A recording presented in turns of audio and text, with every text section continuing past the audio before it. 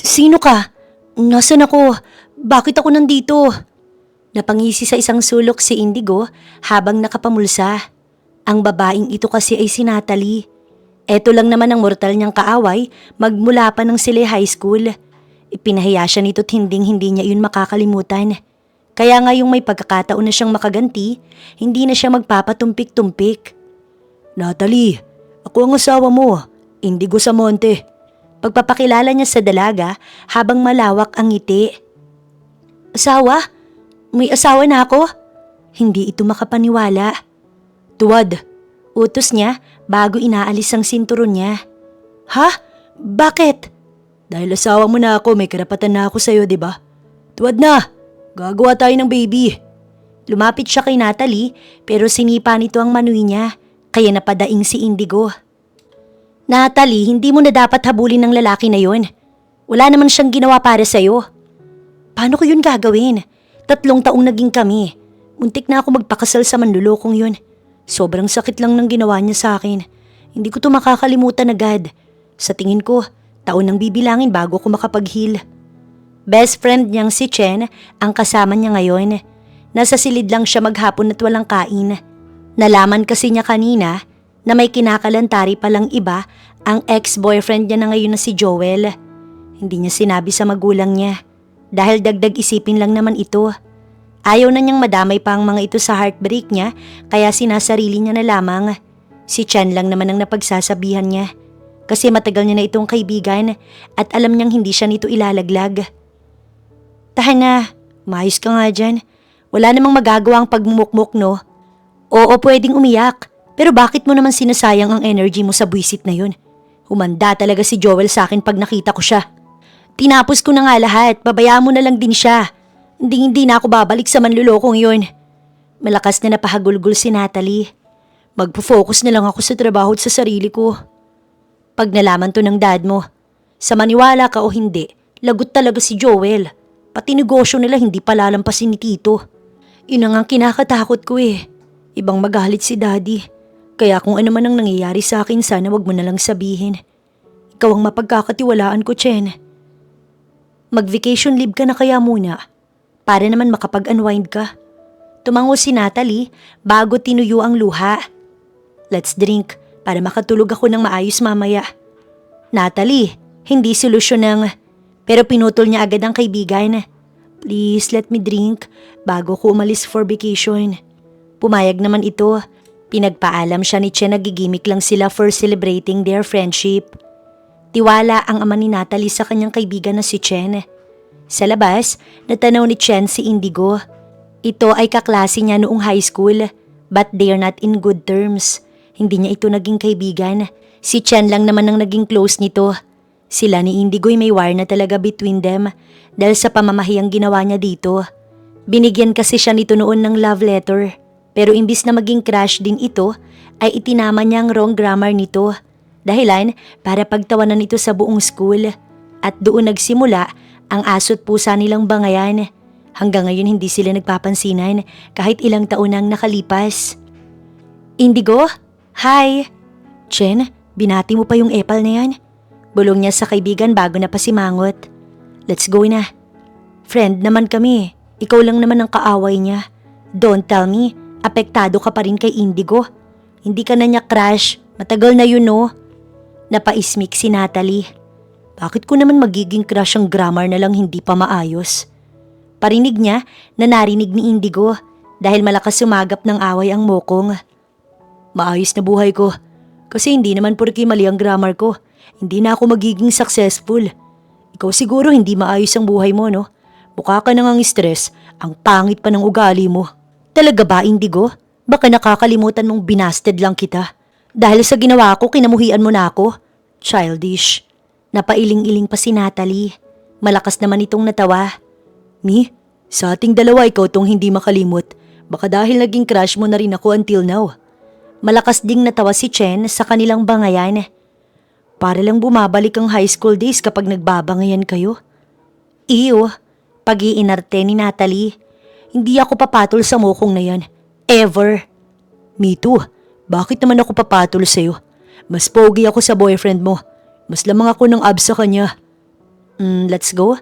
Aya ni Chen dahil lumalala na ang kanilang bangayan. Hindi, may pinapatunayan to eh. Halika dito, magsuntukan na lang tayo.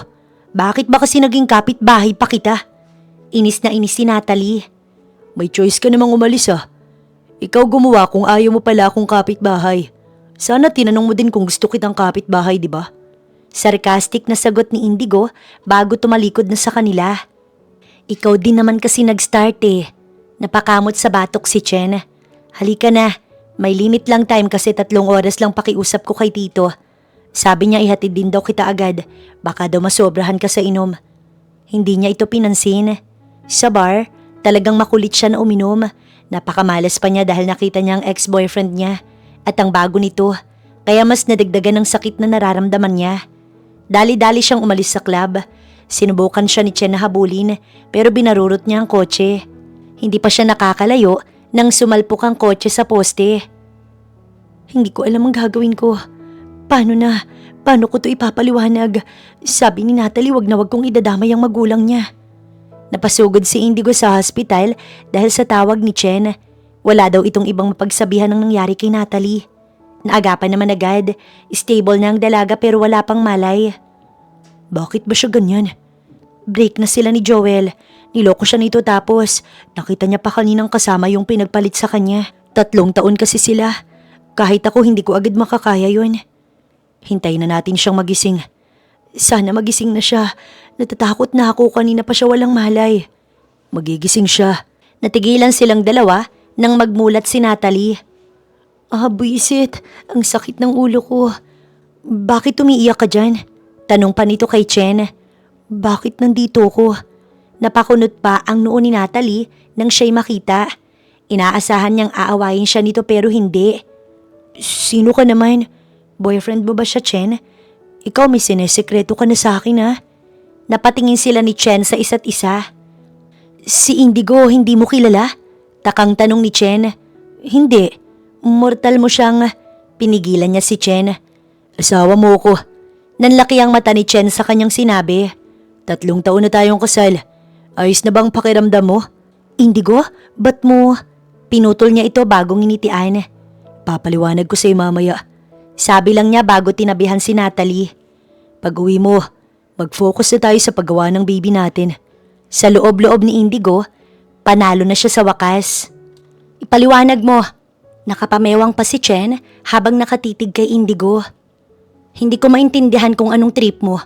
Is that a joke? Well, that's not a joke. Dahil ang joke dapat nakakatawa. But it's not, Indigo. Yes, mortal mo siyang kaaway pero best friend ko pa rin siya. Chill. Mainit ang ulo mo. Napailing-iling si Indigo. Sabi mo naman hindi pwedeng malaman ng magulang niya, di ba? So kung mayroon siyang amnesia, hayaan mo siyang makauwi. Lalo't ikaw lang ang natatandaan niya. Sa tingin mo anong sasabihin ng magulang niya? Baka atakihin pa sa puso ang mami niya. Hayaan mo na lang muna siya sa akin. Hindi ko naman siya pababayaan eh. Hanggang bumalik ang alaala niya, pwede na natin siyang pauwiin. For now, complicated pa. Bakit wala ka bang tiwala sa akin? Gusto mo ba sabihin ko sa kanya na mortal niya akong kaaway? Wala nga siyang maalala, di ba? Hayaan mo na lang akong mag-take revenge habang inaalagaan siya. Indigo, yung totoo. Gusto mo pa rin ba until now ang best friend ko? Ang lakas kasi ng tama mo eh. Na-aksidente na nga't nagka-amnesia, lolokohin mo pa. Napairap pa si Chen sa kanya. Sana makarecover agad si Natalie. Sa ngayon sige, say na muna siya. Pero lagi akong dadalaw at magsisinungaling muna ako sa magulang niya na nagbakasyon siya. 1 buwan lang, tapos bumalik o hindi ang alaala niya. Uuwi na siya ha? Ito ang usapan nila ni Chen. Oo sige, akong bahala sa kanya. Hindi siya mapapahamak sa akin. Please, alagaan mo siya. Every Saturday, Sunday, pupunta ako para alamin ang improvement niya. This week, busy ako sa trabaho. Sa Isabela muna ako for 1 week. Please, alagaan mo siyang mabuti ha? Chen, hindi naman ako masamang tao. Pero may malaking hidwaan kayo eh. Sa tingin mo ba, kaya ko siyang saktan kahit na ginanon niya ako? Nagtiwala si Chen sa kanya. Palagi mo kong tawagan ha. Sana lang talaga, hindi magtaka sila tito and tita sa biglaan niyang bakasyon. Binalikan ni Chen si Natalie upang magpaalam. Natalie, mawawala lang ako ng for 1 week ha. Babalik ako agad. Pangako yan. Itong si Indigo na munang bahala sa'yo. Sana makaalala ka na. Pero sana, dahan-dahan lang para kahit paano, hindi mo muna maalala yung heartbreak mo kay Joel. Bakit? Saan ka pupunta? Don't leave me here. Pakiramdam ko niloloko lang tayo ng lalaki na to eh. Pangit naman ang asawa ko. Ganito ba ako katanga sa pag-ibig? Nainsulto talaga si Indigo. Kasi kahit ba naman may amnesia, matindi pa rin mga asar si Natalie. I need to go, Indigo. Umayos ka sa best friend ko ah. May pagbabanta ang boses ni Chen. Bye! See you next week, Natalie. Mahal na mahal kita. Girl, kung alam mo lang kung gaano ko natakot. Pakiusap, wag mo na ulit gagawin yun ha. Naluluhang umalis si Chen. Sila na lang ang natira ni Natalie sa hospital. Tinabihan niya ang dalaga bagong initian. Pangit ba talaga ako sa paningin mo? Bakit sa dami ng taong makakalimutan mo? Nakasama pa ako. Baka dahil hindi talaga kita gusto. Pinikot mo lang ba ako? Ikaw namikot sa akin. Mahal na mahal mo kaya ako. Halos gapangin mo ko, makatabi mo lang ako. Kaya malas ako eh. Napaka-pogi ko na to, ikaw pinili ko. Grabe na talaga. Mahal na mahal mo ko. Umiiyak ka kapag hindi mo ko nakikita. Plano na nating mag-baby. Pero eto nga, bigla kang nasangkot sa aksidente. Talaga? Sinong magulang ko? Buhay pa ba sila? Oo, busy sila sa negosyo ninyo sa US. Pinakiusapan nila ako na bantayan muna kita dahil hirap silang makauwi. Pero uuwi din sila. Hilutin mo nga ako, nangawit ako eh. Utos pa niya na sinunod naman ito. Ayan, napakabuti mo talagang asawa. Hindi ba't ako tong naaksidente? Bakit pinagmamasahe mo ko? Wala kang puso. Ayan ka na naman, nagsusungit ka na naman. Hinay-hinay lang, huwag kang magalit. Pahinga ka na, bibili lang ako ng pagkain mo. Paalam niya na ikinatango naman ito. Lumabas siya sa silid. Ang totoo may tatawagan talaga siya. Sinaayos niya ang rest house para matuluyan nila ni Natalie. Dito niya dadalhin si Natalie para gawing sunod-sunuran sa kanya. Siya na ngayon ang bossing sa kanilang dalawa. Defeat na ang masungit na babae. Natawa pa sa loob-loob si Indigo bago dumiretso na sa labas upang bumili ng makakain. 2 araw lang sa hospital si Natalie at maaari na itong magpahinga sa bahay. Ayon sa doktor ay may mga taong nakalimutan si Natalie. Pero may mga nakikilala din naman. Babalik din naman daw ang alaala nito ngunit hindi matukoy kung matatagalan ba o kung araw lang ang itatagal. Ngunit kahit gaano pa kabilis, ang mahalaga nakapag-take siya ng revenge mula sa dalagang nambasted sa kanya. Gusto mo bang ipaghanda kita ng makakain? Natigilan siya sa pagtatanong ni Natalie. Malambing ito't walang bakas ng pagtataray. Matamis ang ngiti nito na talaga namang nakapagpakilabot kay Indigo. Bakit? May problema ba, honey? Mas lalo siyang kinilabutan. Para akong nililibing ng buhay. Yun ang pakiramdam ko ngayon. Wika pa niya habang pinagmamasdan ng mga balahibo niyang tumatayo. Ha? Sabi mo, asawa kita. So pwede kitang tawaging honey, di ba? At saka magtatanghalian na. Baka gusto mong magpaluto. Maayos naman ang pakiramdam ko eh. Pwede na ako makapagluto. Mahinahon itong paliwanag. Oo nga naman. Nagulat lang talaga ako na ipagluluto mo ko, honey. Gagawin ko ang lahat ng pag-aalaga sa'yo dahil asawa kita. Pasensya ka na sa pagsusungit ko, dala ng aksidente. At hindi ko pagkakatanda sa'yo. Ngunit gagawin ko ang makakaya ko para mampanatili ang pagmamahal ko kahit na sinisimulan ko palang ulit na kilalanin ka, honey. Hindi siya makasagot. Nilapitan pa siya ni Natalie at hinipo nito ang 2 backlog niya. Kaya naman napasinghap si Indigo na parang naistatwa dahil sa gulat. Mamaya, umpisahan na nating gumawa ng baby. Kasi sabi mo, yun ang nais ko. Honey, sorry kung tinawag kitang pangit ha. Babawi ako sa'yo mamaya. Pilya itong umiti habang siya'y namamawi sa kaba. Nangihina si Indigo habang nakakapit sa upuan. Si Natalie nasa kusina na nagluluto para sa kanilang pananghalian. Hindi pa rin siya makarecover sa ginawa ni Natalie sa kanya. Hinawakan lang naman ito ang backlog niya. Hindi naman talaga sila mag-asawa. Wala pa rin nangyayari sa kanila. Pero nagawa na nitong hawakan ng golden egg niya. Namumula sa hiya si Indigo bago pinilit na ikalma ang sarili. Revenge gone wrong ba to? Dapat hindi siya apektado ng ganito. Dapat siya ang malakas ng loob dahil parang tupang maamo si Natalie sa kanya. So it means panalong panalo siya. Isang buwan niya itong magiging alila. Yon ang plano at wala siyang ibang gagawin. Hindi rin niya gagalawin ng dalaga. Bakit naman niya pagsasamantalahan ito sa bagay na iyon? Hindi siya manyak. Biro-biro lang naman niyang mga nasabi niya kay Natalie. Dahil akala niya tatablan talaga ito. Ngunit parang siya pang binigyan nito ng takot. Napailing-iling si Indigo bago inayos ang sarili. Pilit na sumeryoso siya at lakas loob na pinuntahan si Natalie sa kusina. Tahimik pero nakikita niyang masaya ito sa ginagawa nito. Wala itong alam na niloko lang ito ni Joel at ito rin ang dahilan kung bakit ito na aksidente. Nandyan ka na pala. Gutom ka na ba? Saglit na lang to at sinisigurado kong masarap to, honey. Gumaganda na sa pandinig niya ang tawag ni Natalie. Napatango siya bago itinuloy ang pagmamasid. Wala ka talagang natatandaan tungkol sa atin? Sabi ng doktor mo, panandalian lamang ang amnesia. Maybe tomorrow or next week, baka kaalala ka na ulit. Bakit? May problema ba kung hindi ako makaalala? Nandyan ka naman eh. Ginagabayan mo naman ako. We can start again. May maalala man ako o wala, di ba? Mahal mo pa rin naman ako, di ba? Hindi alam ni Indigo kung dapat ba niyang sagutin, pero nararamdaman niya'y oo. High school pa lang tayo, mahal na kita. Crush na crush kita dahil napakagaling at tapang mo. Napakaganda mo rin, Natalie. Para akong mahihibang kapag hindi kita nakikita. Sikat ka sa buong campus. Pero ako, napakahina ako sa klase. Pati grammar ko sa love letter na ibinigay ko sa iyo mali-mali.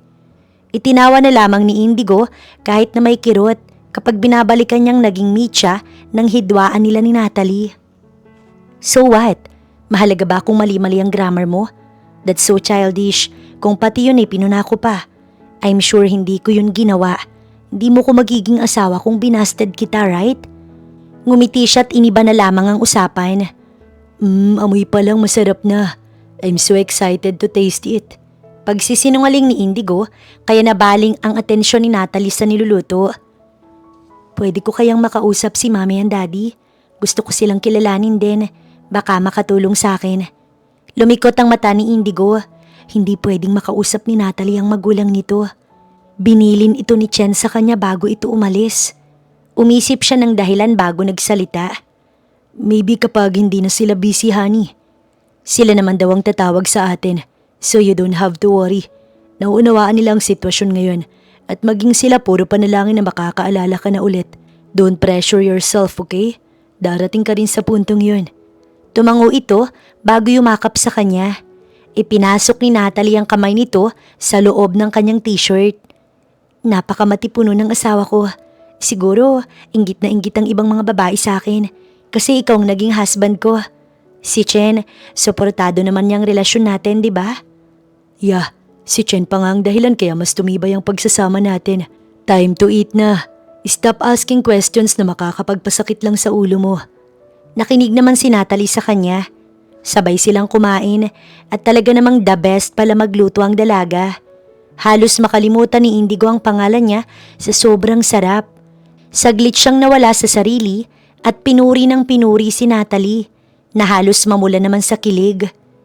Napakasarap namang magluto ng asawa ko.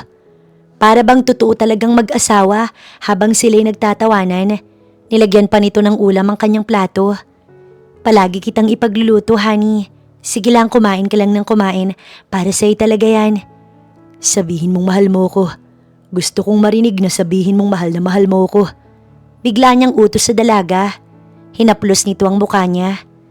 Naglalambing ka na naman. Oo naman. Mahal na mahal kita. Ikaw ang asawa ko. At ikaw lang ang lalaki na pipiliin ko sa araw-araw. No matter what happens, I will stay by your side forever, honey. Ikaw ang pinakagwapong lalaki sa paningin ko. Kaya hindi mo kailangan magselo sa kahit na kanino. Napabuntong hininga si Indigo. Revenge gone wrong nga ito. Paano na lang kung makasanayan niya na ito? Paano kung hindi niya na kayang bitiwan si Natalie? Hinawakan niya ang kamay nito. Paano kung nagawa kong magsinungaling sa'yo? Hindi mo na ba ako mapapatawad? I don't know, pero siguro kung malaman ko naman ang rason mo at maintindihan ko naman, for sure mapapatawad pa kita. Hindi kita iiwanan dahil sabi nga nila, ang mag-asawa, dumaraan talaga sila sa matinding pagsubok. Proud na sagot pa ni Natalie bago muling nilagyan ng ulam ang kanyang plato. Ikaw kumain ka rin ng kumain. Wika niya bago sinubuan si Natalie. Maaga kang magpahinga dahil kailangan mo pang magpalakas. Hindi pa pwedeng magpagod. Bili niya sa dalaga pero sumibo lang pilyong ngiti sa labi nito. Iba ang tingin nito sa kanya. Napaiwas pa nga siya ng tingin kasi pakiramdam niya kalukuhan na naman ang sasabihin ni Natalie. Balak sana niya itong pigilan sa sasabihin. Pero huli na dahil nakipagtagisan pa ito ng tingin sa kanya. After mong kumain, may dessert ka pang pang-finale. Nakahinga siya ng maluwag kasi baka gumawa rin ito ng matamis na ide-dessert. What is it? Hindi ako mahilig sa matamis pero basta gawa mo talaga namang kakainin ko kahit ano. Umalis ito sa pagkakaupo at nilapitan siya bago bumulong. Ire-ready ko na ang sarili ko kasi ako na ang nakahain mamaya sa kama natin. Sa gulat ni Indigo, naibuga niya ang kanyang kinakain. Punong-puno ng pagtataka si Natalie dahil sa inasal ng kanyang asawa. Wala man siyang matandaan, nagdesisyon naman siyang patuloy na mahalin si Indigo. Paniguradong mabuti itong asawa sa kanya. Kaya dapat lang na hindi rin magbagong pakikisama niya kay Indigo. Wala man siyang matandaan ng pagsasama nila sa ngayon. Buong pusong ibibigay ni Natalie ang sarili niya sa kanyang asawa. Bakit ang tagal mong maligo? Takang tanong niya nang kumatok na siya sa CR. 1 oras ka na dyan, magdadalawang oras na nga eh. Ayaw mo na bang lumabas ng CR? Birong tanong niya. Nakahanda na si Natalie para sa gabi nilang mag-asawa. Babawi siya kay Indigo dahil sa mga nasabi niya rito at dahil sa kanyang pagmamaldita. Nakasuot siya ng manipis at kitang ilang parte niya na wala namang masama kasi asawa niya naman ito. Ngunit nang makita siya ni Indigo, nagpaalam agad itong magsha-shower. Ngunit makakatulog na lamang siya wala pa rin si Indigo. Matatapos na. Mauna ka nang magpahinga, honey. Ha? Bakit, honey? Usapan natin na next day na lang. Napasimangot si Natalie bago kinatok ang asawa. Lalabas ka o gigibain ko ang pinto ng shower room? Banta niya bago nagsample. Malakas niya itong sinipa. Babad na babad ka na dyan kaya lumabas ka na. Utos pa ni Natalie at mabilis naman itong sumunod dahil sa takot. Tanging bathrobe lang ang nagtatakip sa katawan ng kanyang asawa. Fresh naman ito. Napangiti siya at bumalik sa pagiging sweet. Hindi mo na kailangang magbihis. Ayos lang. Hindi mo naman nanid yan, di ba? Let's go to bed na, honey. Anyaya pa niya at ito naman ay parang natulala. Ayos ka lang? Honey, may problema ba? Sabihin mo nga kung anong problema. Inupo siya nito sa kama bago sumagot. Wala naman. Ayoko lang kasi napapagod ka kasi, di ba? Sabi ng doktor, need mo ng more pahinga. Nag-aalala lang naman ako eh. Pwede naman kasi nating gawin yun basta ma-sure kung ayos ka na. Pati yun bawal? Paano nagagawa ng baby? Sabi mo pagmulat ko palang tuwad. Honey, where's the confidence? Nawala na ang tapang mo. Piniga-piga pa ni Natalie ang matipunong braso ni Indigo. Sayang naman ang muscle mo kung hindi mo gagamitin sa akin. Pangaakit pa niya sa asawa. Sunod-sunod itong napalunok ng laway. Grabe pala talaga naging epekto sa'yo.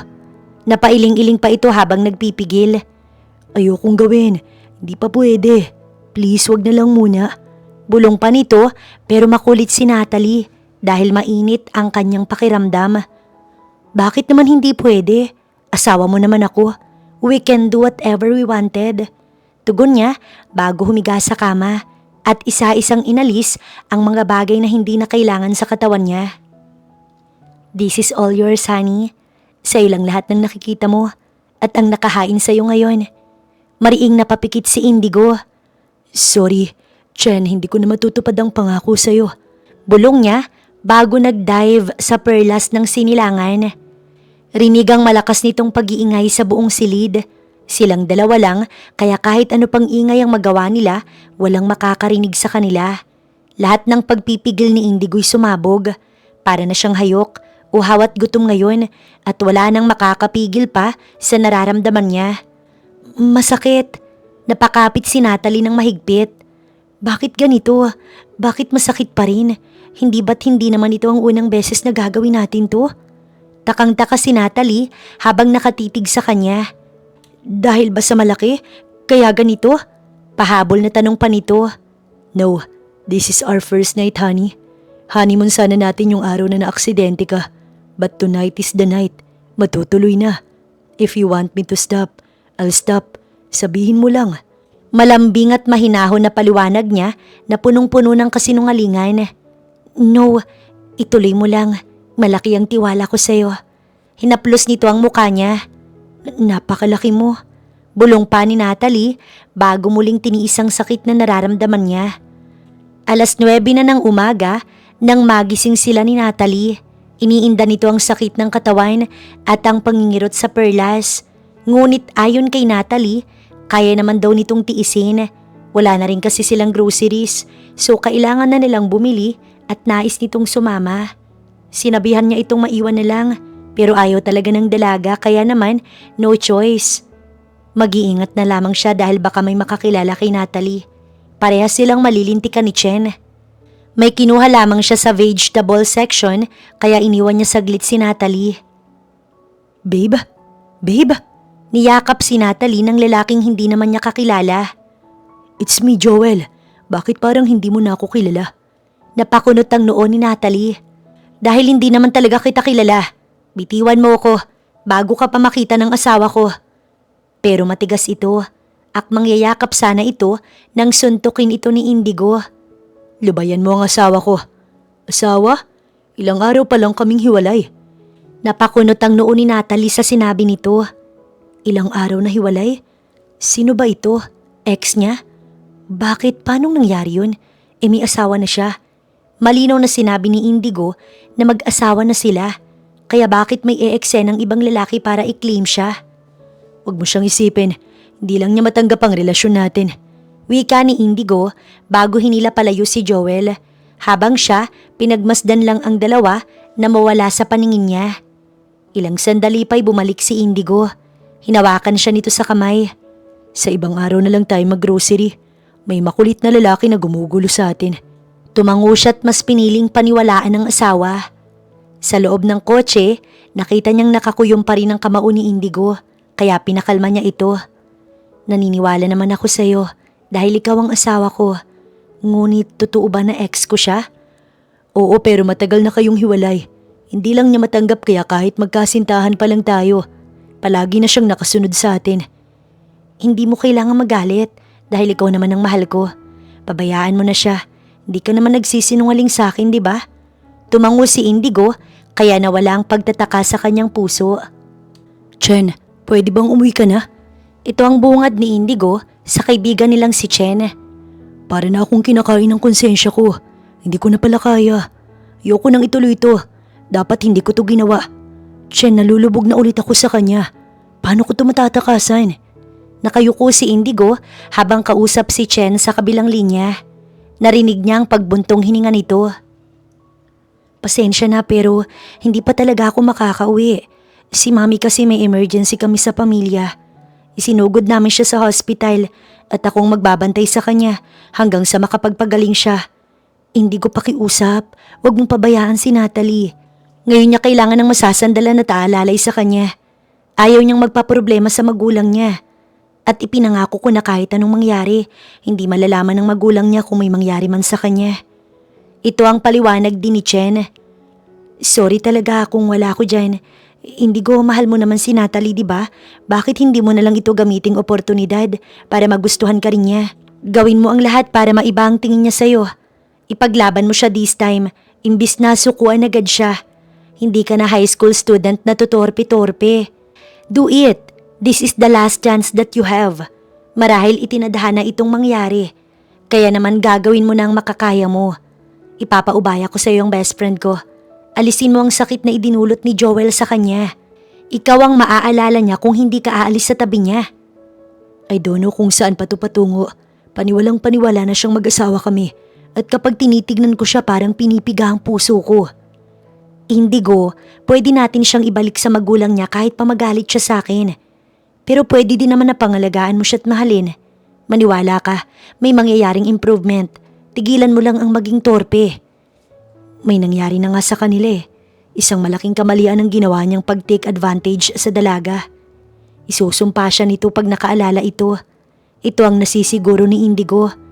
Pero sige, susubok pa rin siya kung may kahihinatnan ba ang gagawin niyang pag-keep sa dalaga. Binaba niya na ang tawag. Pabagsak siyang nahiga sa kama. Si Natalie, abala sa pag-aayos sa ibaba dahil wala daw buhay ang rest house niya. Parang hindi daw nagawang alagaan. Niwala ding mga wedding pictures nila. Umisip na lang ulit siya ng mga dahilan para mamanipula na naman si Natalie kahit labag sa loob niya. Bumaba siya upang puntahan si Natalie. Baka napapagod na ito. Nakita niya itong pawisan kaya naman agad siyang kumuha ng bimpo para ipamunas sa dalaga. Tama na ang paglilinis. Pawis na pawis ka na oh. Hayaan mo. Ipapaklining ko na lang yan bukas na bukas din. Ngunit napailing-iling ito. No, I can do it. Bakit kailangan pang ipaklining kung malakas naman ako't kaya ko pa? Mas gusto ko na ako ang gumagalaw sa mga gamit natin. Gusto ko makulay at puno ng kasiyahan ng tahanan natin. Sana nga palagi na lang masaya. Parang ayoko nang gumising kung panaginip man to. Nakangiting sambit pa niya habang iwas ng tingin. Mamaya ka na ulit maglinis.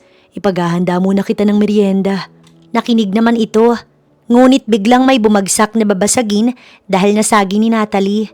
Ang bubog kumalat sa lapag at pupulutin sana ito ni Natalie nang mapasigaw siya.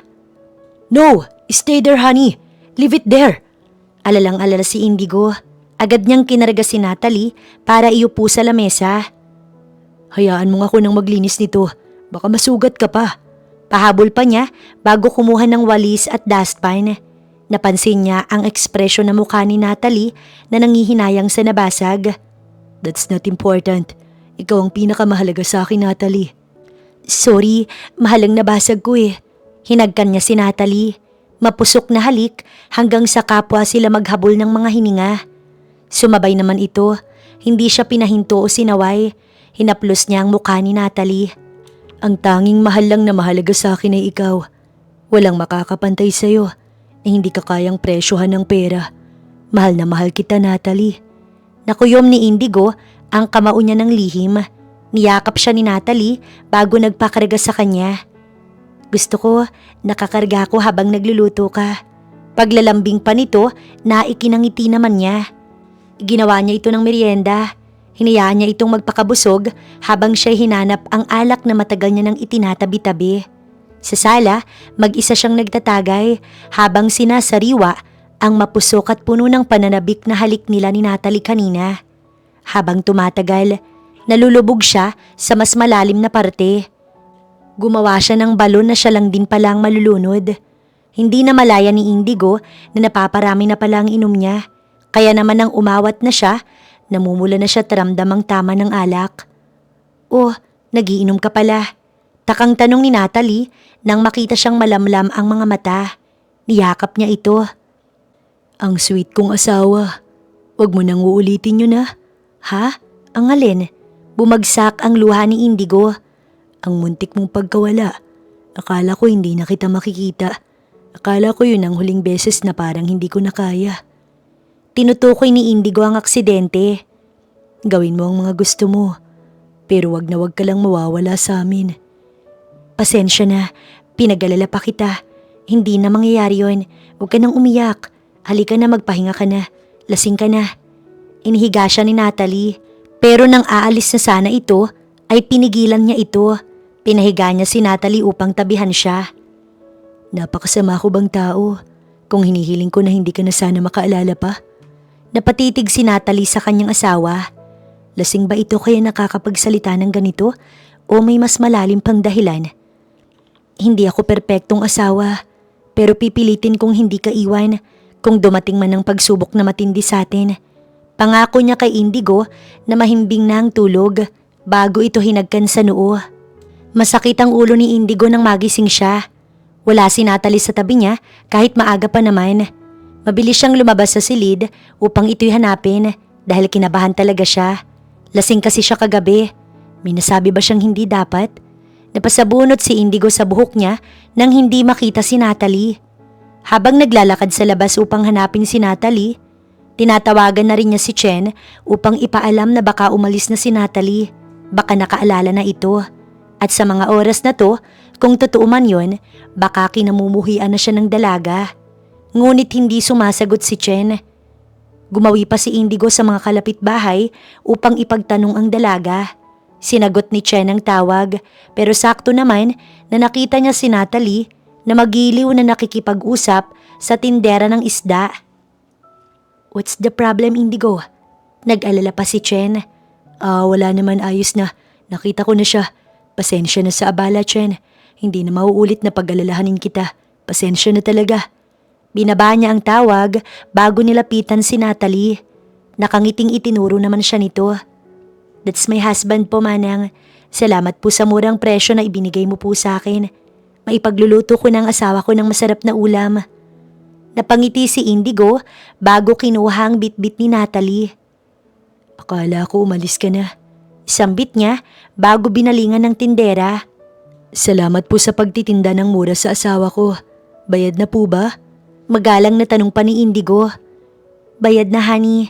Nakakahiyamang aminin pero kasi kumuha ko ng pera sa wallet mo." Napangiti ang tindera. "Nakakatuwa naman ang mag-asawang to. Itong asawa mo, napakamaalalahanin sa'yo. Lasing ka daw kasi kagabi at nais niya na sariwang isdang sinabawan ng iluto para may mahigop ka pagising." "Salamat."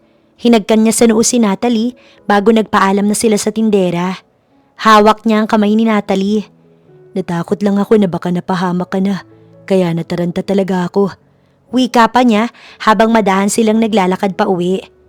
"Hindi naman ako mapapahamak. Mabait naman sila. Napakasagana ng lugar na to at sobrang fresh ng mga isda. Si Manang, may asawa siyang nangingisda na talaga namang napakasipag." "Ikaw rin naman ah. May asawa akong napakaganda na, napakabait pa, at ubod ng ganda." Puri niya kay Natalie pero namumula itong natawa. "O bakit hindi ba totoo? Sa ganda mong yan, mukha mo kong alalay eh." "Pogi kaya ng asawa ko." Puri din ito na para lambingin siya. "Talaga naman pag may babaeng umaaligid sa'yo, magsiselos talaga ako ng sobra." "Hindi ko sila papansinin. Ikaw lang ang pinakamagandang babae para sa akin." Nakakita siya ng ligaw na bulaklak kaya kaagad niya iyong pinitas. "Para sa pinakamaganda kong asawa." "Ikaw talaga? Mamaya may premyo ka ulit sa akin." Biglang sininok si Indigo. Alam na kasi niya ang tinutukoy nito. Natawa pa ito at may sinabi, "Sana biyayaan na tayo ng baby, honey. Gustong gusto ko nang makita kung sino bang magiging kamukha niya." Hindi alam ni Indigo ang sasabihin niya kaya naman nanatili na lang siyang nakikinig. "Gusto ko yung pamilya na nai-imagine ko." Gustong gusto ko rin yun." May kirot sa puso ni Indigo nang sabihin niya ito. "Sana matupad. Sana ibalato niya na sa akin to." Sambit pa niya bago na paiwas ng tingin kasi parang maiiyak siya. Sa sobrang saya kasi ng nararanasan niya ngayon, alam niyang matinding sakit din ang kapalit nito. Nakauwi na sila ni Indigo. Agad na inasikaso ni Natalie ang isda para may maalmusal na ang kanyang asawa. Napansin niya ang panginginig ng kamay nito kanina habang nag-uusap sila tungkol sa happy family nila at hindi ito mawala sa kanyang isipan dahil parang natatakot si Indigo. Nasasaktan din siya na mapansin na ganito ang kanyang asawa. Iniwan muna niya saglit ang ginagawa niya upang puntahan ng asawa. Nakita niya itong nakaupo lang sa couch na parang may iniisip. Tinabihan niya ito at niyakap. "Ayoko mag-isip ka ng kung ano-ano. Sana kung ano man ang nilalaman ng isipan mo, alisin mo na yung mga negatibo. Mahal kita, mahal na mahal. Nararamdaman ko ang pagmamahal mo. Kaya naman anumbalik na ang pagmamahal ko sa'yo. Wala man akong maalala pero hindi iyon naging hadlang sa atin. Salamat dahil nandyan ka. Hindi ko alam ang gagawin ko kapag nawala ka ulit sa akin." "Bakit naman ako mawawala? Ikaw ang pinili kong makasama habang buhay, di ba? Wala kang dapat ikatakot kasi paulit-ulit kitang pipiliin." Parang tinusok ng kutsilyo ang puso ni Natalie nang makitang lumuluha ang kanyang asawa. Bakit ka umiiyak? Please, don't cry. Masaya lang ako na naririnig ko mula sa iyo ang mga salitang noon ko pa nais marinig mula sa iyo. Araw-araw kong sasabihing mahal kita. Tugon naman ni Natalie bago inaya ang asawa na pumunta na sa dining dahil inihanda niya ng almusal. Sumunod naman agad ito. Ipinaghain niya si Indigo at pinagmasdan niya itong maganang kumain. Dahil busog naman siya, nagpaalam siyang tatawagan lang si Chen para ito ay kamustahin. Hinaram niya ang phone ni Indigo at walang pagdadalawang isip naman itong ibinigay. Chen, it's me, Natalie. Sorry for not being there. Si Mami kasi dinala namin sa hospital. So kamusta naman ang pagbabanding ninyong mag-asawa? We're doing good, Chen. Pwede bang magtanong? Napapansin ko kasi sa asawa ko na balisa siya eh. Natatakot siya na hindi ko malaman ang dahilan. Ha?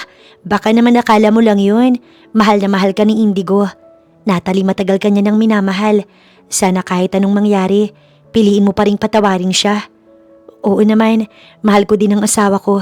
Kaya sisikapin kong ayusin kung may maging problema man kaming dalawa. Nagpaalam na siya kay Chen. Binalikan niya si Indigo na kumakain pa rin. Pinuri nito ang kanyang luto. Basta talaga luto mo.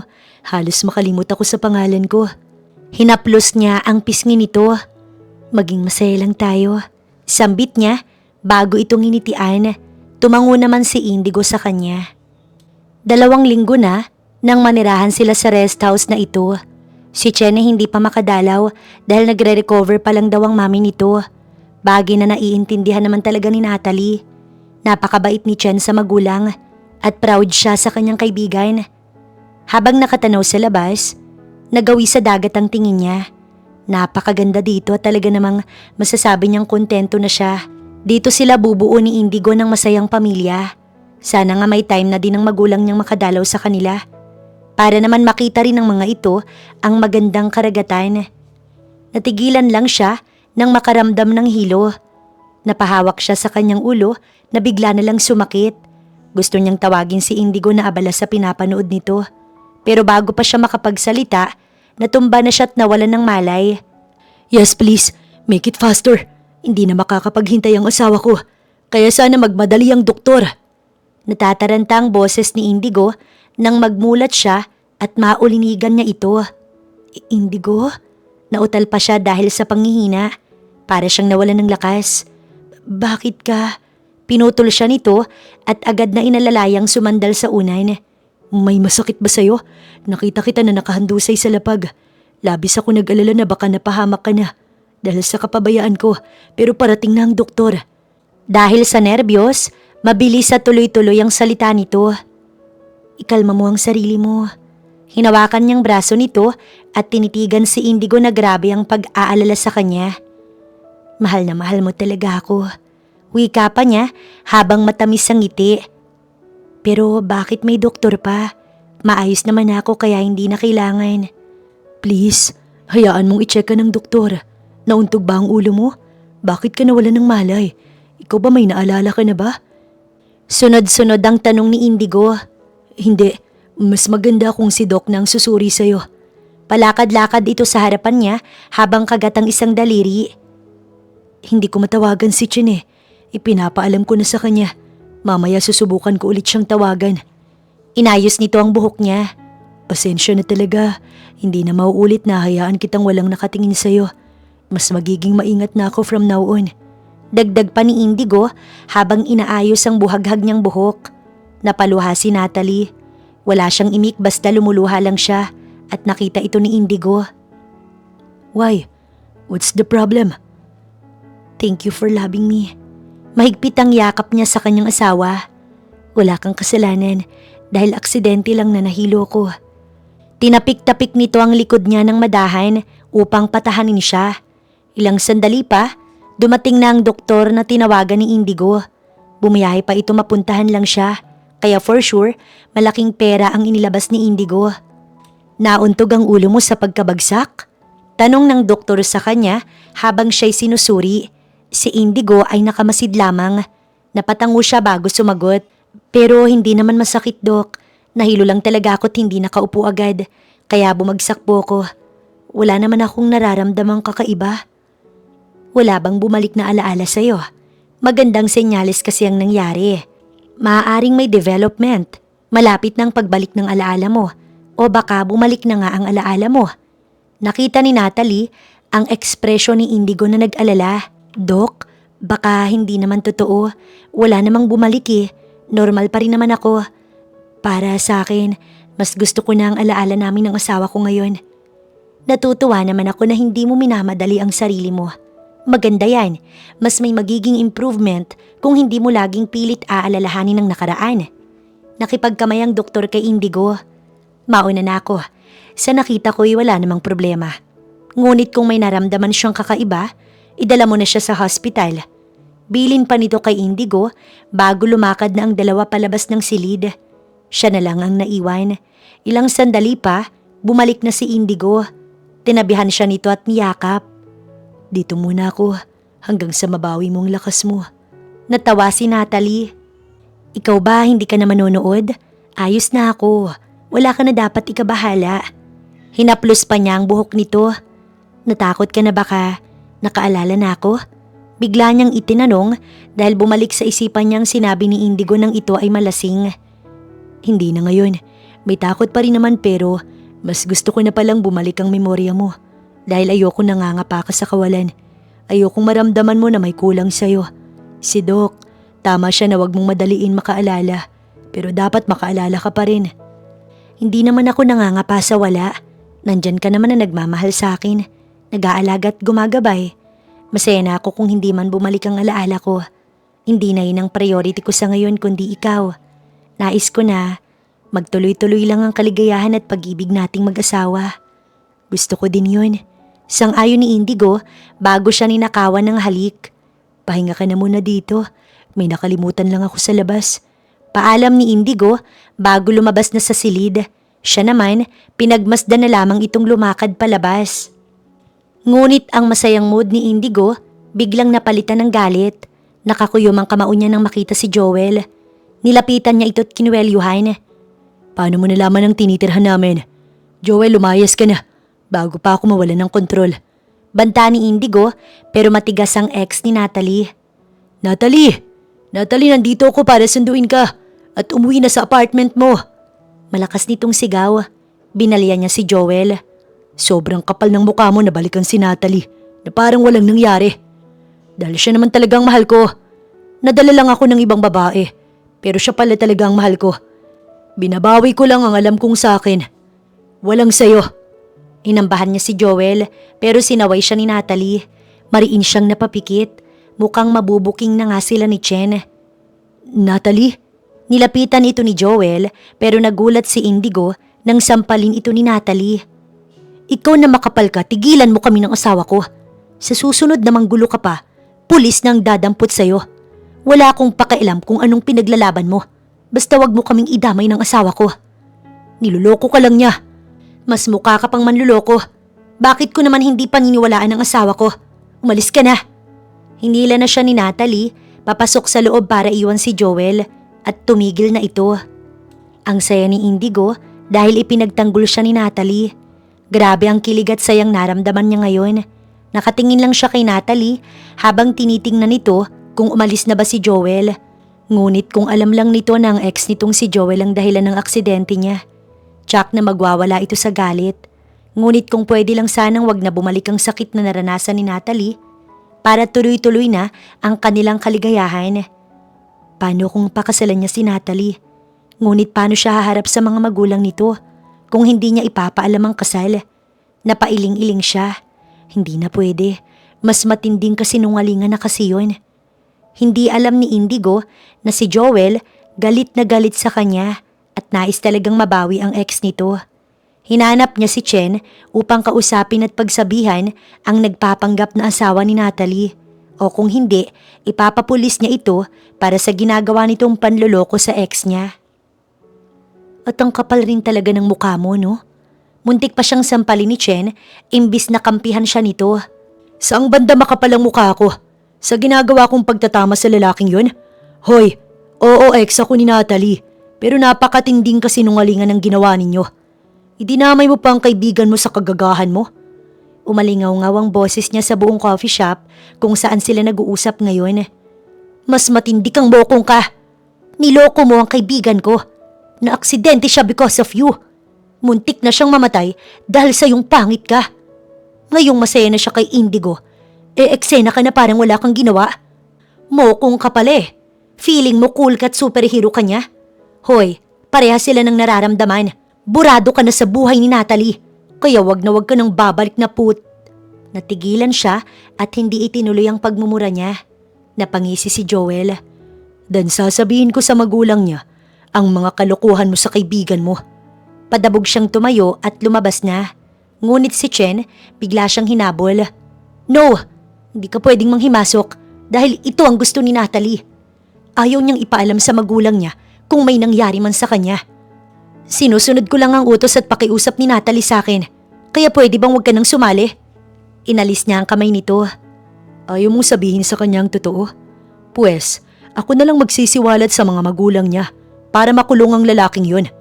Matigas niyang banta bago sana sasakay na sa kotse pero talagang pigil ni Chen sa kanya. Chen, simple lang ang hiling ko sa'yo. Itigil ninyo ang panluloko kay Natalie. Sabihin mo sa kanya na ako ang totoo niyang boyfriend. Pero naghiwalay kami. Ilang linggo pa lang, Chen. Sa tingin mo, maniniwala ako na nag-asawa agad siya. Ngayon ayaw mong sabihin sa kanya. Pare-parehas na lang tayong magdusa. Gagawin ko na. Huwag mo lang itong sasabihin sa magulang niya. Mapapahamak si Indigo na nagmamahalang naman sa kaibigan ko. Pikit matang sabi ni Chen. Dalhin mo ko sa kanila para matahimik ka ng mokong ka. At huwag na huwag mong pupwersahin ang kaibigan ko na sumama sa'yo. Pumayag si Joel basta malaman ni Natalie na siya talaga ang minamahal nito. Iminaneho niya ang kotse patungo sa rest house kung saan tinatago ni Indigo ang ex niya. Nauna pa siyang bumaba kay Chen pagdating nila. Ngunit akmang papasok na siya nang pigilan siya ni Chen at makiusap na pabayaan niya itong mauna. Mahindi inaasahang bisita sila Natalie. Natuwa siya nang makita si Chen. Pero ang saya niya'y biglang naglaho nang makita ang lalaking pilit na naghahabol sa kanya. Wala si Indigo dahil bumili ito ng isda kay Manang para may maiulam naman silang sariwa. Bakit nandito ka? Sinabihan na kitang lubayan kami ng asawa ko, di ba? Makulit ka talaga no? Chen, sabihan mo ang lalaking yan na, I'm so sorry for not telling the truth. Pinutol siya ni Chen. Si Joel talaga ang ex mo at naging karelasyon mo. Ilang linggo pa lang na maghiwalay kayo at dahil sa aksidente mo nakalimutan mo din siya. Hindi ko na sinabi kasi mahal na mahal ka ni Indigo. At kahit masaktan na naman siya, kapag bumalik ang alaala mo'y ayos lang. Basta ang mahalaga, makasama't na alagaan ka niya. Maganda man ang intensyon, hindi pa rin yun maganda para sa akin. Sa batas, bawal pa rin ang ginawa niya. Sabat ni Joel, kaya pagak na natawa si Natalie. Bumalik ka na sa akin. Hinding-hindi na kita. Bigla niya itong sinuntok. Bakit naman ako babalik sa manluloko? Napabuntong hininga siya bago tinignan si Chen. Don't worry, I got this. Hindi mo kailangan mag-guilty dahil sarili ko din namang desisyon na manatilit mahalin si Indigo. Napaawang ang labi ni Chen. Bumalik na ang alaala ko, Chen. Hindi ko sinabi ang totoo kay Indigo at sa doktor na bumalik na talaga ang alaala ko that day. Nahilo kasi ako at bumagsak. Tapos parang magic na pagising ko, bumalik na lahat. Puwera lang sa sakit na dinanas ko sa heartbreak namin ni Joel. Binalingan niya si Joel. Oo, wala na akong paki sa'yo. Salamat kay Indigo. Kasi inalis niya ang pakiramdam na yun sa akin. Napahiya si Joel habang si Chen, grabe ang tuwa. Worth it ang ginawa niya para lang mapansin mo na rin siya sa wakas. Matagal niya na itong hinihintay. At ngayon naging totoo na. Pero paano ko? Minahal din naman kita. Bumalik ka na sa akin. Lumuhod pa si Joel. Nakikita niya na malapit na si Indigo. Itinayo niya si Joel. Baka mabugbog ka lang niya. Kaya umayos ka na. Uuwi na ako dahil ayokong mag-alala ang magulang ko na hindi nila ako matawagan. Ngunit hindi na ako babalik pa sa manluloko. Sana malinaw yan sa'yo. Lumabas na si Joel. Nakita niyang natigilan si Indigo sa labas habang pinagmamasdang umalis si Joel. Ginulo ka na naman ba niya? Sinuri agad siya ni Indigo at agad na niyakap. Sorry natagalan ako. Naulit na naman na napabayaan na naman kita. Hindi naman niya ako sinaktan. Chen is here. So kung sasaktan niya ako, lagot talaga siya sa amin ni Chen. Ngumiti si Chen upang sumang-ayon. Yeah, she's right. Hindi ko naman mapapayagan na saktan ni Joel ang kaibigan ko, no? Makulit lang talaga si Joel. Pero ayos naman na kasi pinutol ni Natalie si Chen. Pumunta siya dito para pauwiin na ako at may mga sinabi siya sa akin. Nakita niyang paghigpit ng hawak ni Indigo sa bitbit nito. Tulad ng lakas loob nitong tanong. Mahal pa daw niya ako. Napatingin si Chen sa kanya. Marahil nagtataka kung bakit ayaw pa niyang sabihin na nakakaalala na siya at mahal na rin talaga niya si Indigo. Ex mo na siya. Ikaw ba may nararamdaman ka pa sa kanya? Wala kang alaala kaya mauunawaan kong nalilito ka pa. Hindi naman ako nalilito. Indigo, may inililihim ka ba sa akin? Sinusubok ni Natalie si Indigo kung may lakas ng loob na ba itong magtapat sa kanya. Hindi naman kasi habang buhay, magsisinungaling na lang ito. Gusto niyang alisin ang pagiging torpe ni Indigo. Kung noon pa pala siya nito inaasam-asam, dapat ngayon mas magpursigi ito at siya ilaban para kahit anumang problema ang dumating sa kanila. Madali na lang nilang malalampasan kasi alam niyang ipaglalaban siya ni Indigo ano man ang mangyari. Bakit naman ako magsisinungaling sa'yo? Disappointed talaga si Natalie.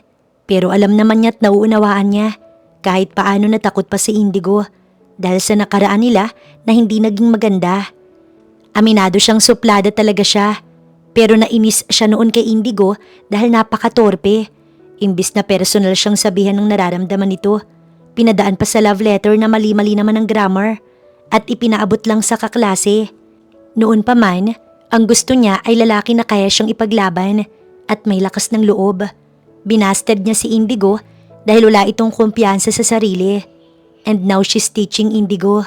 Linisin ko lang ang binili kong isda para mailuto na. Dito ka na kumain, Chen. Para naman may kasabay kaming mag-asawa. Tumango lamang si Chen. Silang dalawa na lang ang naiwan sa kusina. Pagak na natawa si Natalie habang si Chen alam na ang kanyang pinupunto. Hinihintay mo siyang umamin. Oo, ayaw ko kasi siyang ipahiya dahil mahal ko siya eh. Ayokong isipin niya na babasti din ko na naman siya kapag ako mismong naglatag sa kanya na maayos na ako at bumalik na ang alaala ko. Chen, mahal ko si Indigo. Nakita ko't naramdaman ko ang pagmamahal niya para sa akin na lahat kaya niyang gawin. Saksi din ako kung gaano siya natatakot na mawala ako.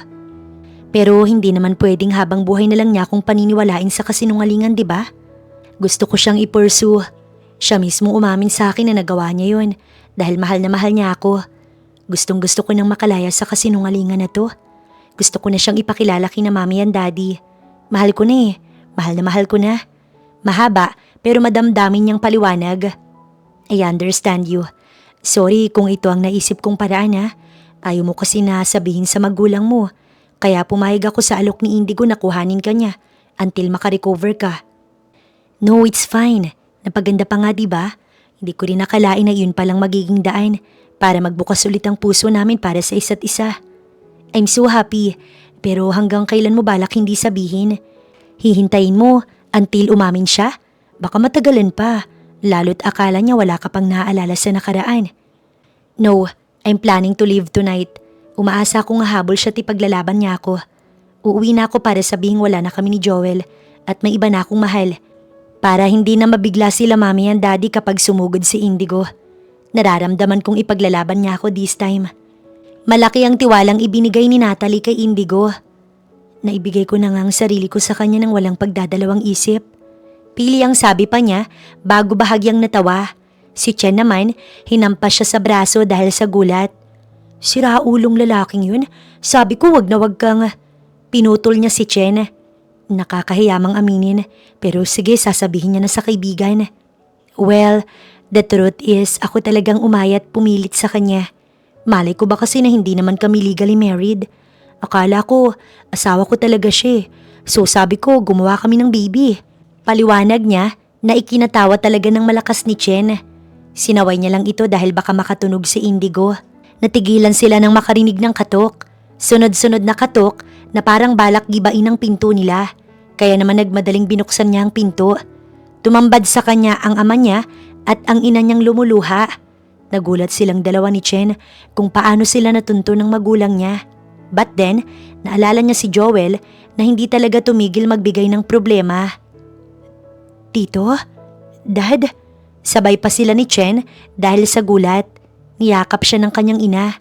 Pero ang ama niya, hinagilap si Indigo. Dumiretso ito sa kusina kaya kaagad siyang sumunod. Ngunit hindi niya na nagawang pigilan ang ama niya dahil sinuntok nito si Indigo. Muli pa itong susuntok pero pinigilan niya ang kanyang ama. No! Huwag mo siyang saktan, Dad.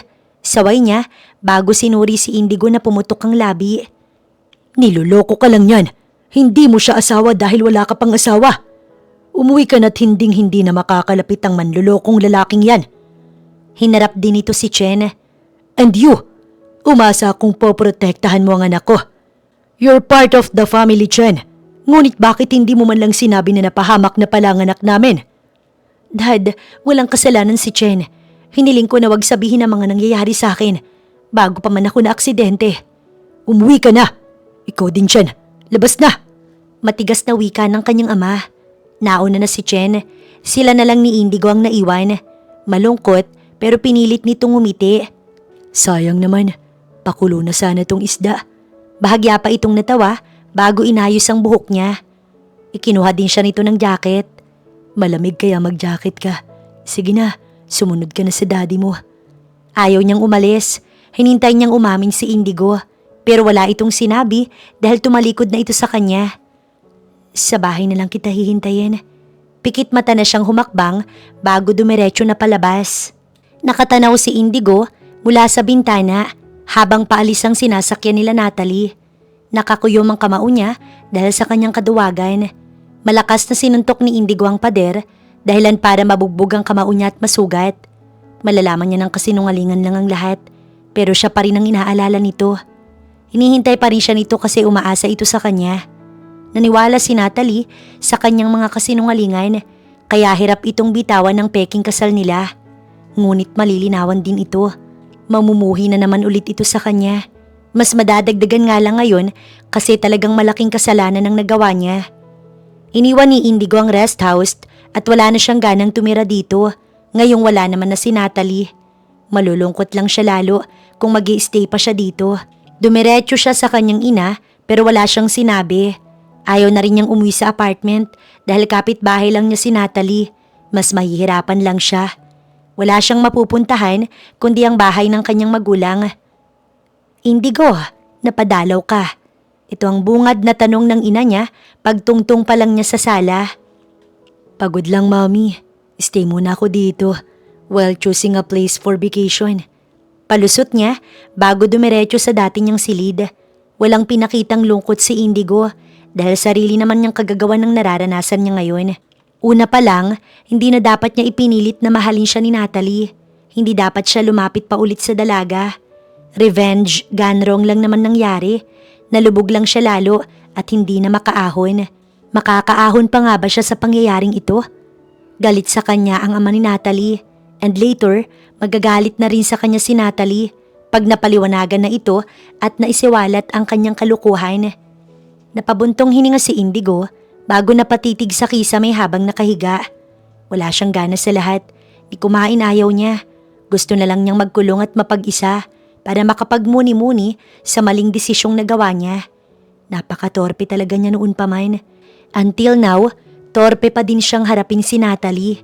Bakit pa kasi siya haharap sa dalaga? Kung sasabihin na rin naman ng magulang nito ang totoo, di ba?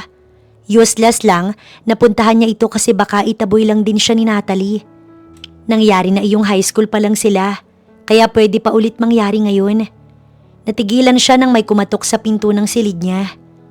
Nak, si Mami to. Gusto sana kitang makausap kung ayos lang sa'yo. Tumayo siya para buksan ang pinto. Pinapasok niya ang kanyang ina. Siya naman, sinubukang maging normal lang ang kanyang ekspresyon. Walang bakas ng lungkot. Akala niya na paniwala niya ang kanyang ina. Pero bigla na lang nitong hinawakan ng kamay niya. Napabuntong hininga ito bago nagsalita. Bilang isang ina, dinala kita ng 9 na buwan sa sinapupunan ko. At inalagaan kita mula sanggol ka. Nak, Konektado ka na sa akin eh. Malakas ang pakiramdam kung hindi ka maayos. Na malungkot ka talaga. Ayaw mo bang sabihin kay mami ang nangyari? Ayaw mo bang malaman ko? Nak, nag-aalala kasi ako ng sobra. Eyes can't lie. Masaya ka mang humarap sa akin. Kitang-kita pa rin sa mata mo na you're not fine. Hindi na nakapagpigil pa si Indigo. Nanggigilid ang luha niya nang mapatango siya sa kanyang ina.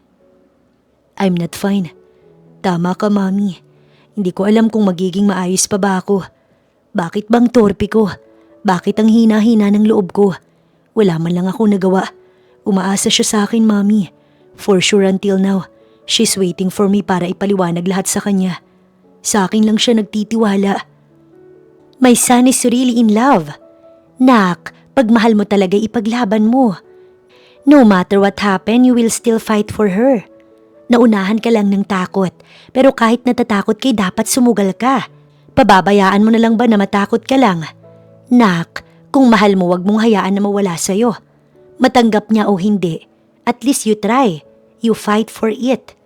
Pinalakas ng ina niya ang loob niya. Malaki ba talaga ang kasalanan mo? Nagpanggap akong asawa niya nang mawalan siya ng alaala. Pero ano bang sabi niya? She's waiting for me. Ayun naman pala. Sige na. Go get her na. Ipaglaban mo siya at gusto namin siyang makilala ng daddy mo. Whatever happens, nandito lang kami para sa'yo. Hinding-hindi ka namin pababayaan ng daddy mo. Talikuran ka man ng lahat, anak. Niyakap ni Indigo ang ina niya na nagpaliwanag sa kanyang isipan. Samantalang si Natalie naman, inulan ng sermon at pangaral ng kanyang ama kasama si Chen na kasabwat niya sa lahat. Bakit hinayaan mong lokohin ka ng mokong na yon? Nakalog ba ang utak mo? Tama naman na. Maayos na ang anak mo. May mga desisyon lang siya na hindi natin dapat pinangahawakan pa. Nasa tamang edad na si Natalie. Kaya sana wag mo na siyang i-torture. Saway ng kanyang ina. Bakit? Mukha ba akong masama dito? Paano na lang kung talagang napahamak ang anak mo sa lalaking yon? At bakit siya sumama sa ibang lalaki?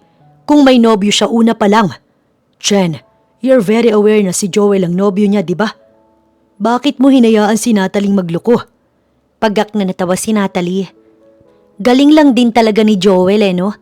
Sinira lang talaga niya kami ni Indigo at ginulo tapos hindi sinabi sa inyo kung ano bang kasalanan niya. Dad, niloko po ko ni Joel.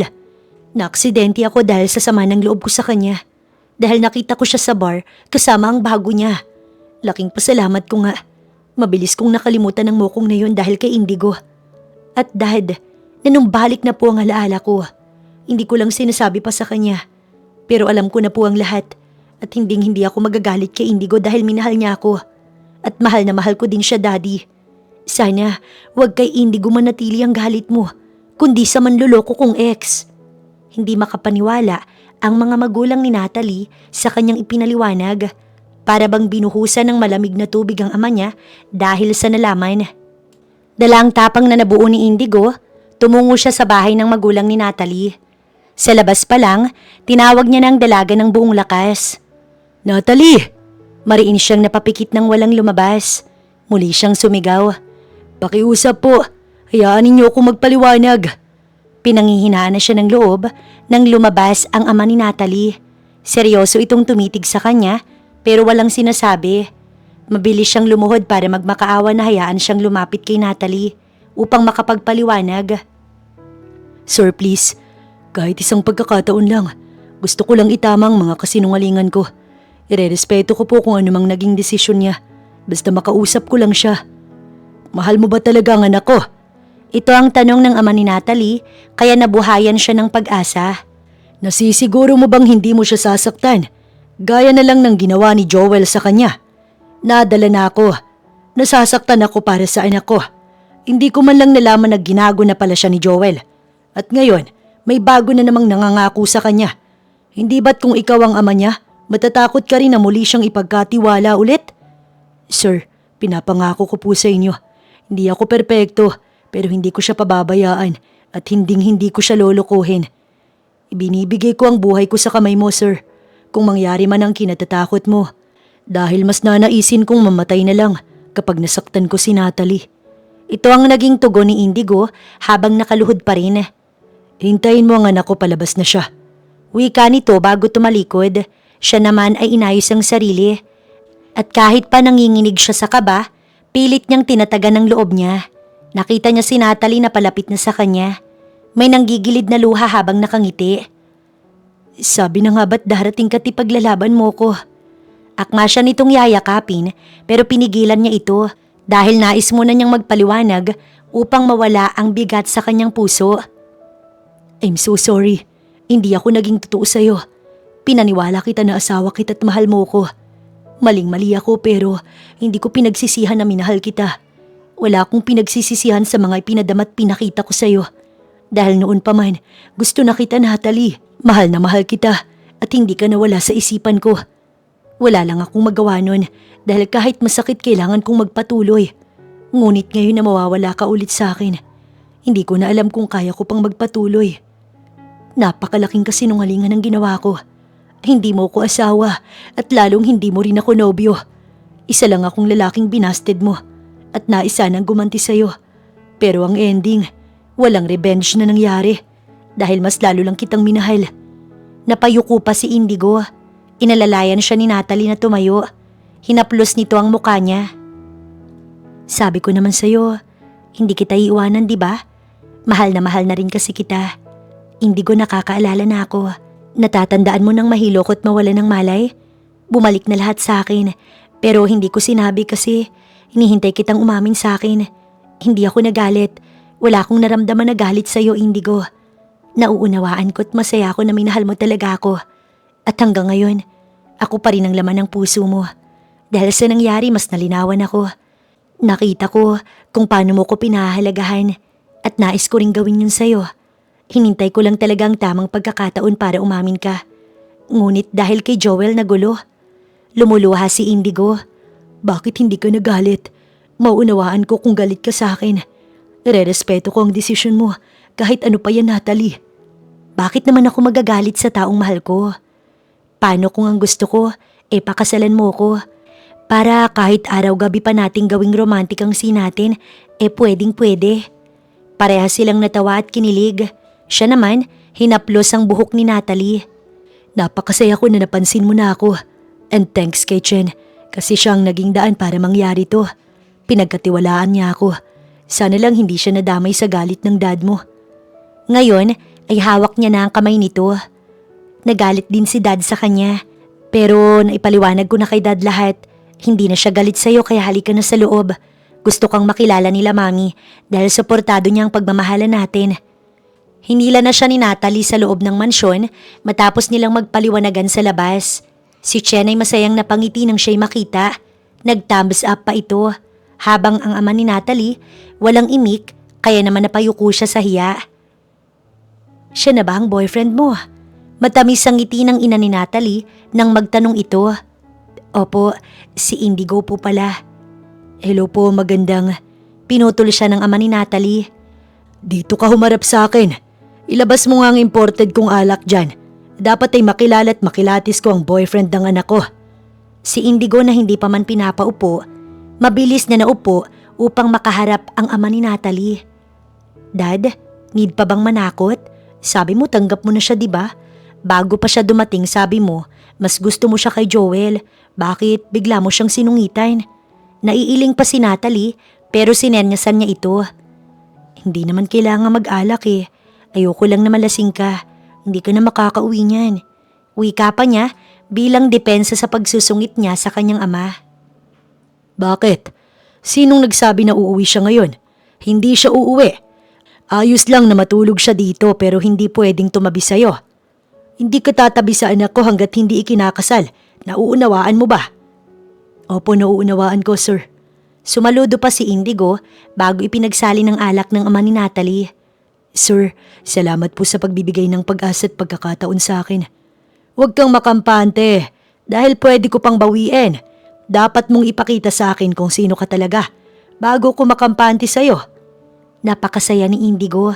Nagawa niyang harapin ang ama ni Natalie. Nagawa niyang malampasan ang pagiging torpe. Napakasaya nila ni Indigo. Gumising sila na magkasama at mukha ng isa't isa ang agad na nasilayan. Hindi naman nalasing si Indigo Pero hindi na rin niya ito pinauwi para safety ng nobyo. Maaga silang gumising para maghanda ng almusal. Abala sila sa kusina nang makita sila ng kanyang ina na kagigising lamang. Napakasaya naman ito. Perfect couple. Puri pa nito sa kanila ni Indigo. Sana ikasal na agad kayo at bigyan na agad ninyo kami ng apo. Biro man ito sa ina niya, alam niyang deep inside, gustong gusto na talaga nito. Napag-usapan na po namin tita ang kasal. Pag-uwi ko po'y sasabihin ko na rin po sa magulang ko para makapag-set na po ng pag-uusap ng buong pamilya. Paliwanag ni Indigo na ikinangiti naman ni Natalie. Tita, malapit na pong matapos itong niluluto namin. Sandali na lang po.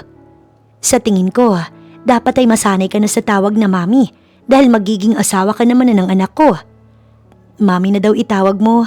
Bulong pa ni Natalie na ikinapula ng pisngi ni Indigo. Bandang 8:00 ng umaga, sabay-sabay silang nag-almusal. Tuwang-tuwa ang ama niya dahil kuhang-kuha daw nila ang lasa ng paborito nitong ulam. Hindi nga daw nito inakala na magaling palang magluto ang kanyang nobyo.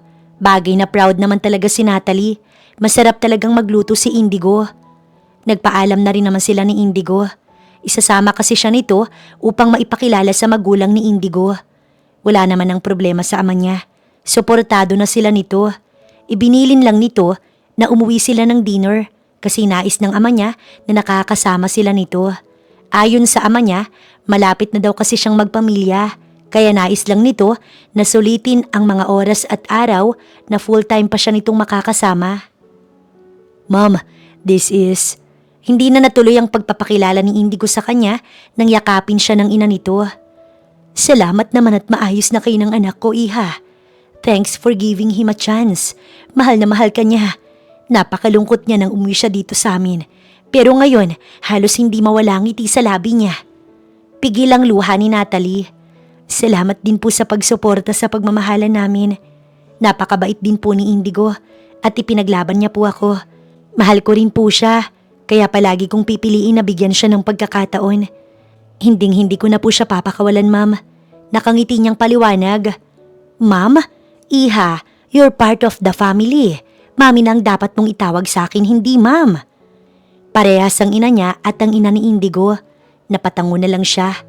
Dumating naman ang ama ni Indigo at nagpakilala din ito sa kanya. Maluwag ang pagtanggap nila. Wala man lang hadlang at talagang nakikita ni Natalie na mas masaya ang mga ito para sa kanila. Ngayon ay kampante na siya dahil wala nang bigat sa kanyang puso. Ang kasal ba ninyo'y pinag-iisipan nyo na?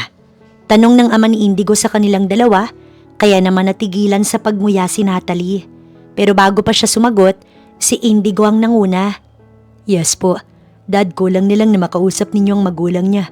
Then we can proceed na sa pag-aasikaso ng mga requirements. Good! Bukas na bukas din pwede na kaming makipag-usap sa magulang niya.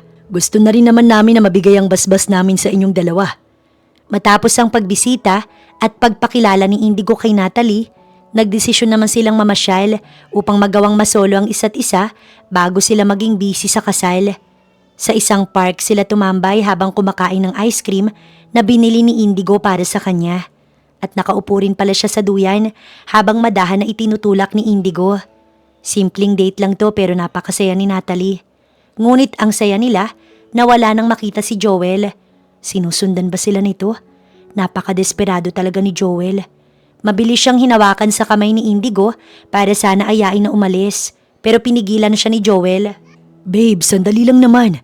Pakiusap. Hayaan mo kung magpaliwanag sa'yo. Naglumuhod dito sa harapan niya. Punong-puno ito ng pagsisisi habang nakaluhod.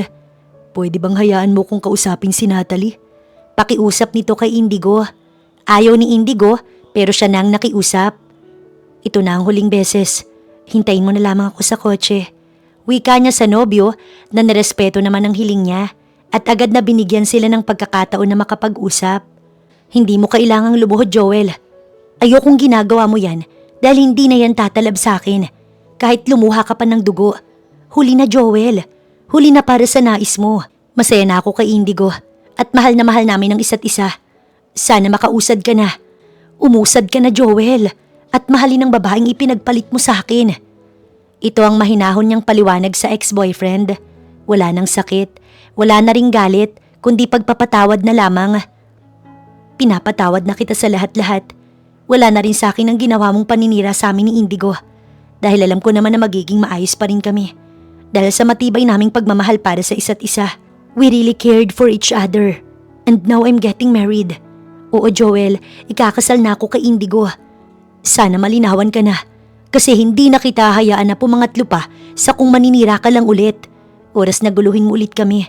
This time, idaraan ko na sa legalang aksyon na gagawin ko. So please, forget me. At ituloy ang buhay na pinili mo without me. Wala na ba talaga? Hindi na ba talaga? Nahihirapang magsalita si Joel dahil sa pag-iyak nito. Ngunit ngumiti lamang si Natalie bago sumagot. Wala na. Pasensya na pero nawala na parang bulang pagmamahal ko sa'yo. Maling-mali ako. I'm so sorry kung niloko kita. Mahal talaga kita pero napagod akong maghintay. Akala ko ayaw mo talagang ibigay ang sarili mo sa akin. Akala ko ayaw mo kong maging asawa. Boyfriend mo ko pero hindi man lang kita. Ibig sabihin lang, katawan lang ang habol mo sa akin. Pasensya na pero tama lang palang naging desisyon mo. Kung pagod ka nang maghintay. Now I understand na kaya mo ko pinagpalit dahil nainip ka. Sana talaga maging masaya ka na sa naging desisyon mo. Masaya ako naging parte ka ng buhay ko kahit na ilang taon lang. Ngunit mas masaya ako na nakalaya na ako mula sa'yo. Tumalikod na si Natalie. Hindi niya nanilingon si Joel na hindi na rin naman siya hinabol. Pagpasok niya sa kotse, niyakap niya ang nobyong si Indigo. Salamat dahil dumating ka sa buhay ko. Sobrang laking pasalamat ko talaga. Dahil sa'yo, hindi ako natulad kay Joel na walang direksyon ng buhay. Hindi nagsalita si Indigo. Gumanti lang din ito ng yakap. After nilang ikalma ang kanilang damdamin, umuwi na sila sa kanyang apartment. Gusto kasi niya na umuwi muna sa apartment bago mamaya ay sa kanyang magulang. Ang dami kasi niyang importanteng mga gamit dito sa apartment na kailangang dalhin sa bahay ng magulang niya. Para kahit doon na siya magstay hanggang sa maikasal lang sila ni Indigo. Sa mga sumunod na araw, naging abala na sila dahil after mag-meet ng mga magulang nila, ay nag-usap-usap na para sa kasal. So the next day, nag-start na silang maglakad ng requirements at mamili ng magagandang design para sa magiging theme ng kanilang wedding. Si Chen ay tumutulong din, lalo't ito ang bridesmaid niya. Sana nga masalo nito ang ihahagis niyang bouquet para naman ito na ang next na ikasal. Isang buwan din ang tinagal ng naging preparasyon.